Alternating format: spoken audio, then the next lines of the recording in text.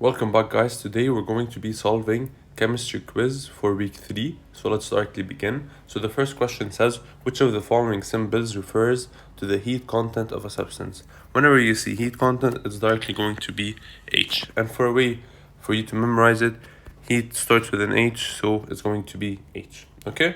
Perfect. Let's go next.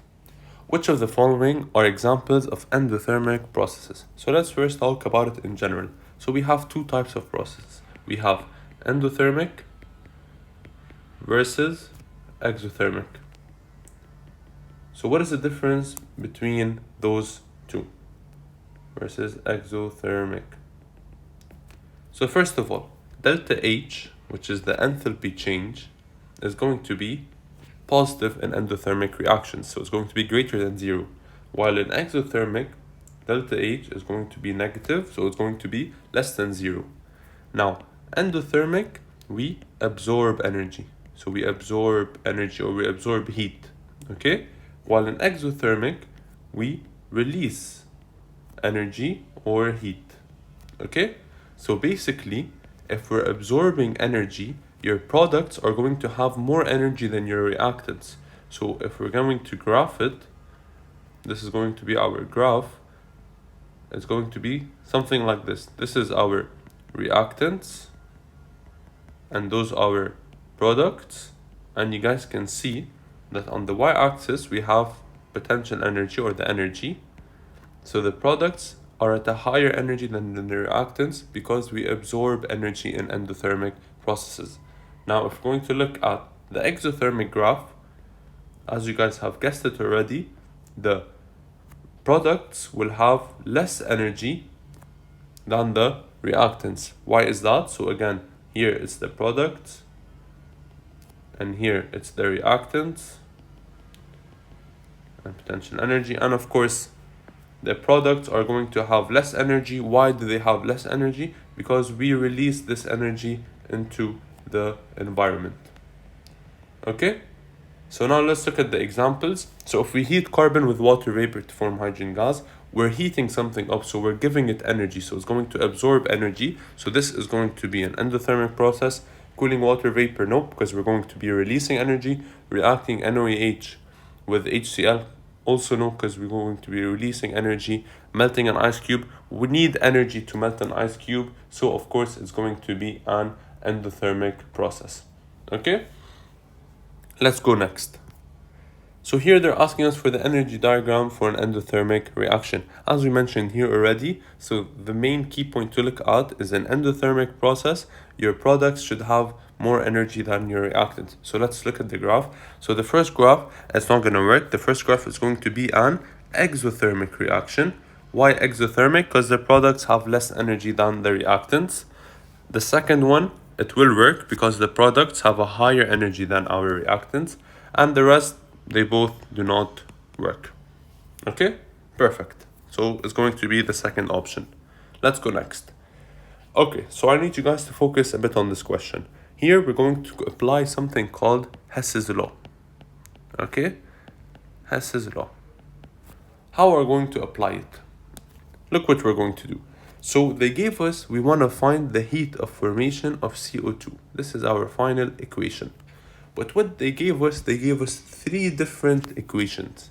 So the trick here is we have to sum up all those 3 equations with their enthalpies to get our final equation.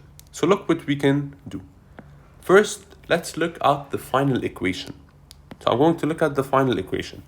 I have carbon on the reactant side. Over here, I have carbon on the reactant side. So I'm not going to reverse this equation because I need it to stay on the same side. Now, I even have O2.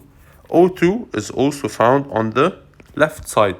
So I'm not going to reverse any equation till now. CO2 is also found on the right side. So it's also here on the right side, which is the product side. I'm not going to reverse any equation. Okay, that's the first step. First step, we looked at where they're found.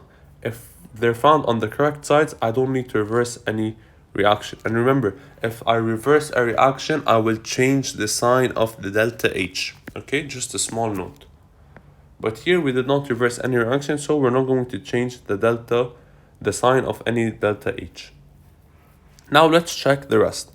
Now in our final equation, we do not have H2, we do not have C2H2, and we do not have H2O. So those have to go away. We have to cancel them. So look what we're going to do. If they're found on opposite sides, that means they will be able to cancel with each other. So first, let's take the first two equations together. If I add them up, I can cancel CH2. Why? Because the first one is found on the right side, the other one is found on the left side. So if I add those two equations, they're going to be cancelled out. So what will I get when I add those two equations up? I will get 2 carbon plus H2 gas plus, don't forget the 5/2 O2, which will give me 2 CO2 gas and also oxygen gas, don't forget, plus H2O liquid.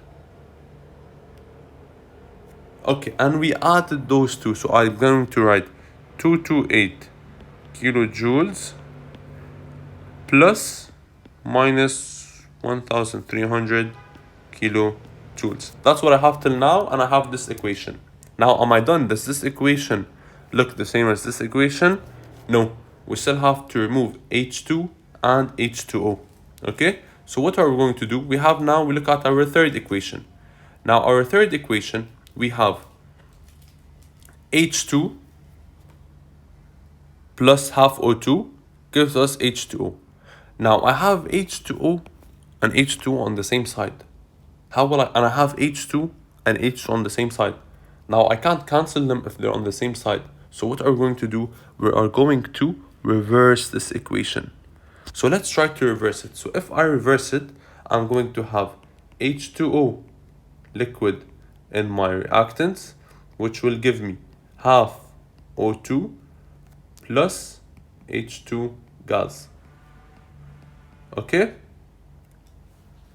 And if I reverse the equation, I will change the sign. So now the delta H is going to be 286 kilojoules and not negative 286 kilojoules. Okay, so pay attention for that. Now, can I cancel? Yes, I can cancel if I sum those two equations up. So I can cancel the H2O with the H2O, the H2 with the H2. And also, since, pay attention, this is on the left side, this is on the right side. So I can also cancel them. 5/2 minus half is going to be how much? It's going to be 2. So I will get now 2 carbon solid plus 2 O2 gives me 2 CO2. And I added the 286. So I will have now 228 plus minus 1300 plus 286. But does this equation look like this equation? Not yet. One more step only. Here, all the coefficient is 1. Here, they're all 2. So what we're going to do, we're going to divide by 2. And if I divide the equation by 2, I will divide the delta H by 2, or basically multiply it by half. So I will get C carbon plus O2 gives me CO2. Now, is this equation the same as this equation? Perfect. We got what we wanted, and this is going to be the enthalpy change. So let's look at our options. We have half 228 plus 1300. No, it's minus 1300. So it's going to be none of the options found here. It's going to be this option right here. So half 228 minus 1300 plus 286. Exactly what we got. Now they're telling us to deduce the heat formation. So basically we just have to do the calculation of it. And I'm sure you guys know how to do the calculation of it. It's going to be, the final answer will be minus 393 kilojoules. So just put it on your calculator and you're going to get the exact same answer. Okay, let's go next. And don't forget, it's negative because the largest number is minus 1300. Okay, let's do the next one. Which of the following represents the equation expressing the heat of reaction per mole? So watch out, they're saying per mole. Per mole means 1 mole of N2. So let's look at the equation. In the equation, we have half a mole. So if I want to go from half a mole to 1 mole, what am I going to do? I'm going to multiply by 2. But the same thing happens. Do I only multiply by 2 to N2 or to the full equation plus the delta H? Of course, I have to multiply to the full equation plus the delta H. So I'm going to multiply the full equation by 2. I'll get half times 2 is going to be 1. So N2 plus 3 over 2 times 2 will be 3H2. Gives me 2NH3. Now, where will I put the delta H? In the products or in the reactants?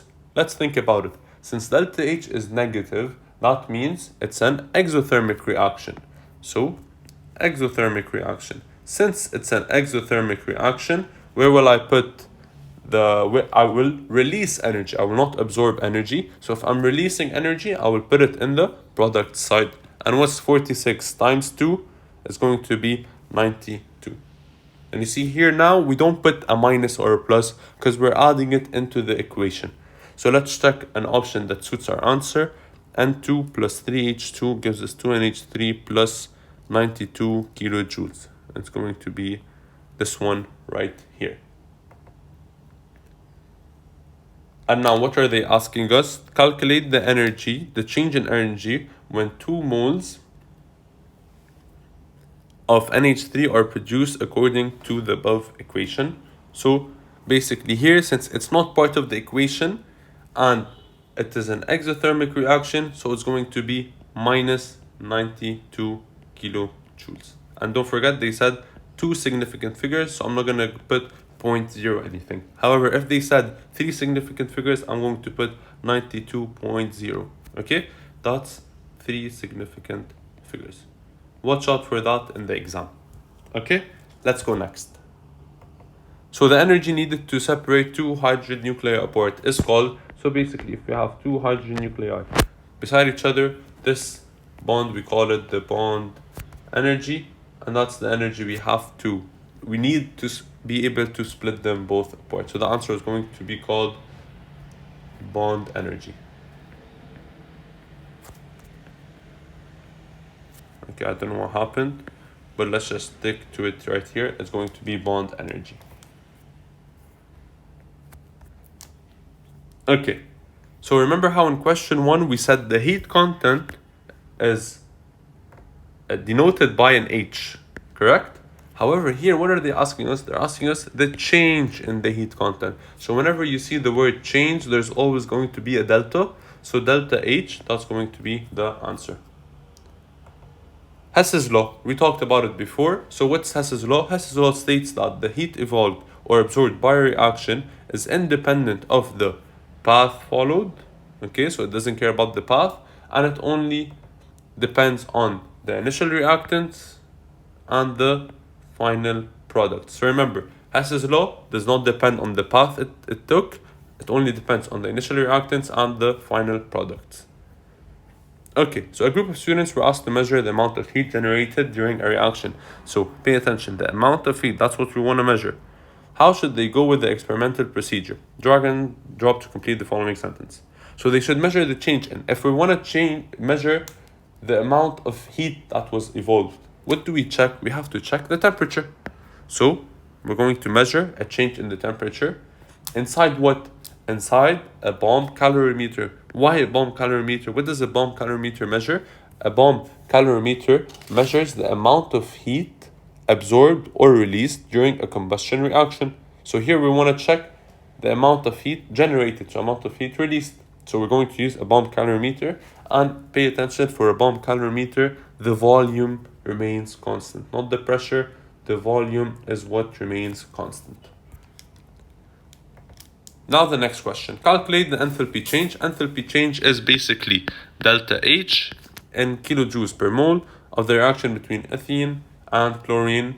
We have the bond energy. So this is very simple. Whenever you have the bond energy, you always follow the formula. Delta H is going to be equal to delta H of bonds broken minus delta H of bonds formed, which is basically the reactants minus the products. So minus the products.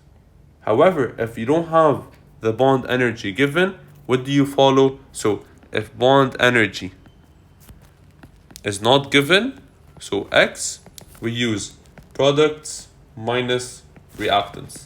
Okay, so watch out for that, don't mix them up. However, if you have the bond energy, it's always going to be the bonds broken. Why the bonds broken are the reactants? Because we're gonna break those bonds in order to form new bonds. Okay, so this is very simple also, and I'm gonna give you a small trick. Don't directly start multiplying and adding them together because you can cancel sometimes. So let's look what I mean by that. So I'm gonna look at the reactants first. Let's see how many CH bonds I have. First, I'm gonna put CH is 413. Let's see how many CH bonds I have. I have 1, 2, 3, 4.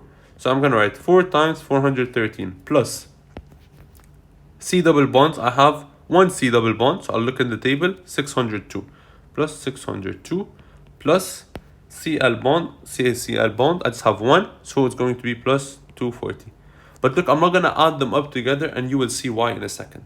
Now let's look at our product. How many CH bonds do we have? We have 1, 2, 3, 4. So same thing, 4 times 413 plus how many C bond I have, but this time it's a single bond. So I'm going to check plus 346 plus how many CCl bond I have. I have 2 CCl bond, so it's going to be plus 2 times 327. So I can directly cancel 4 times 413, 4 times 413. 602 plus 240 is going to be 842. Or let me check to make sure. So in the exam, again, just use your calculator. It's going to be super easy. 602 plus 240 is in fact 842 minus 2 times 327 is going to be 654. 654 plus 346 is going to be 900, and 900 minus 842. Wait, we did a small calculation mistake. We added the 4 CH bonds, 1 CC bond, and 2 CCl. So 2 times 327 is 654 plus 346 is going to be 1000.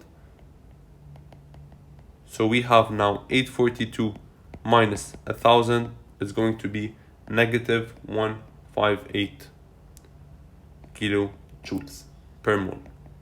However, look, what did they ask us for? They asked us to 4 significant figures. This is 3 significant figures. So what am I gonna do? So minus 158.0 kilojoules per mole is going to be my final answer.